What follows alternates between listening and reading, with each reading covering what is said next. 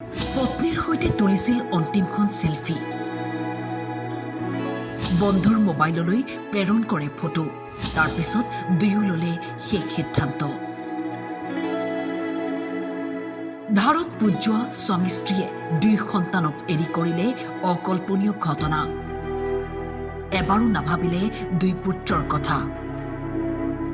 হয়তো তেওঁলোকৰ মানসিক হেঁচা ইমানেই আছিল যে সকলো বাট বন্ধ হৈ পৰিছিল। কোটি টকাৰ ধাৰত পোত যোৱা দম্পতীয়ে কৰিলে ভয়ংকৰ কাণ্ড। ব্যৱসায়ী সৌৰভ বব্বৰ আৰু পত্নীয়ে বাইক লৈ ইউপিৰ সাহাৰানপুৰৰ পৰা 100 কিলোমিটাৰ দূৰলৈ যাত্ৰা কৰি জীৱন নিঃশেষ কৰে। জানিব পৰা মতে লোকজনৰ কোটি কোটি টকাৰ ঋণ আছিল। সুদৰ কিস্তি দিব পৰা নাছিল, যাৰ বাবে মানসিক চাপ আৰু হেঁচাত ভুগিছিল। বন্ধুলৈ মেছেজ প্ৰেৰণ কৰি কৈছিল, আৰু সহিব পৰা নাই ধাৰৰ বোজা, ভাগৰি গৈছো। এই চাঞ্চল্যকৰ ঘটনাৰ পিছতেই ব্যৱসায়ীজনৰ মৃতদেহ উদ্ধাৰ হয় যদিও পত্নীৰ মৃতদেহ এই পৰ্যন্ত উদ্ধাৰ কৰিব পৰা নাই আৰক্ষীয়ে।